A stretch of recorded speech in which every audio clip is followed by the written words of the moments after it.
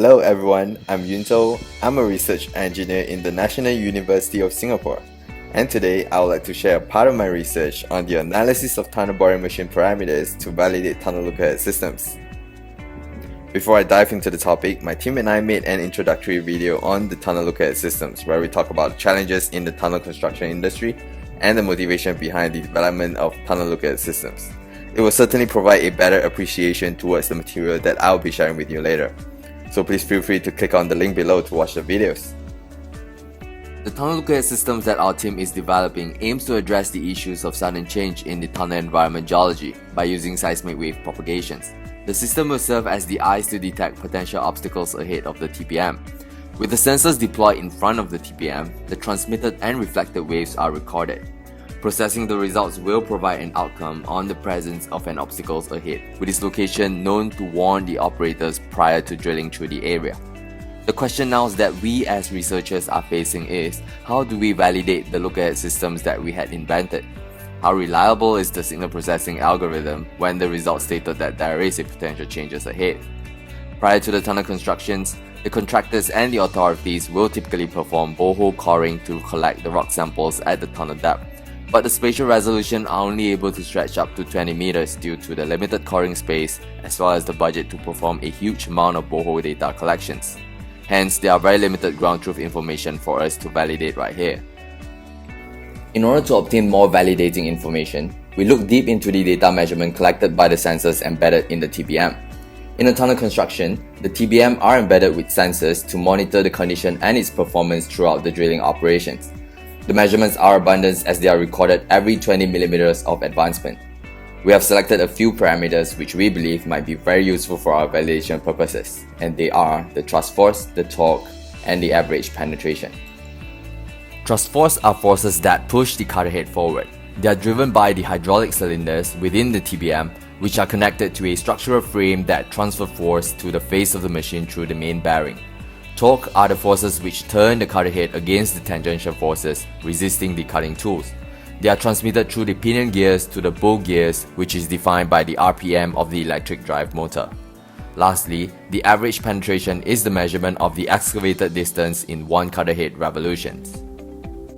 We can understand these three parameters from its very fundamental mechanics. When there is an increase in the thrust force and the torque of the TBM, with the corresponding average penetration value decreases, we can lay a hypothesis that the TBM might be entering a harder geological conditions. With this understanding, we introduce the calculation of penetration index, which take the division of thrust force and torque over the average penetration individually. This calculated penetration index can possibly be a very good indicator of the hardness geology, where a high value of penetration index can possibly correspond to a harder rock geological conditions. Nevertheless, none of this claim and calculation can be established without applying them into the real data. A case study is presented here where we look into the TBM parameters of a tunnel construction project in Singapore. The tunnel construction project is unique as the TBM is set to drill through two abandoned groups of pile, FP9 and P51, with known location along the tunnel lining. These piles can be considered as the target detections for our tunnel looker head systems. When a TBM passes through the first pile FP9 at tunnel ring number 52, we observe a spike in the penetration index value.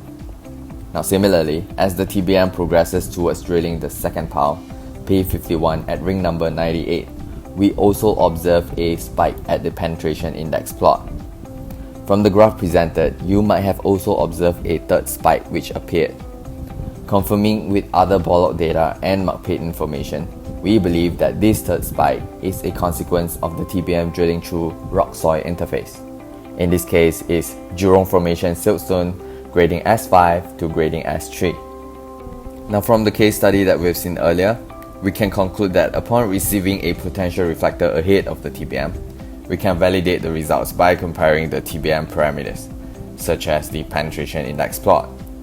In another way, we are taking a multidisciplinary approach of validating a geophysical results using a mechanical data, and they have shown a very strong correlation with each other. It is also important to highlight the reliability of using the penetration index plot as the validation tool for our tunnel looker head development.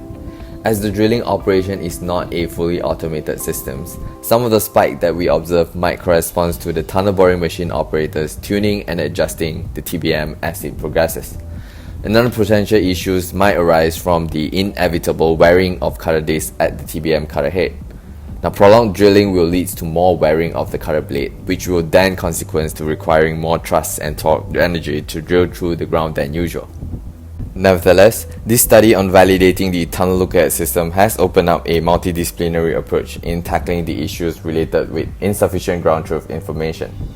In future, there is a possibility of using the abundance of TBM parameters data and incorporate them with the tunnel lookout systems that is currently in development into a robust obstacles detection system using machine learning. And here is the end of the research sharing. Before that, I would like to thank the Ministry of National Development of Singapore, Land Transport Authority of Singapore, and Cambridge Sensing Private Limited for the financial support, field access, and technical discussion. Thank you for your time. If you are curious to know more or you have any questions, feel free to contact me. See you in the next video.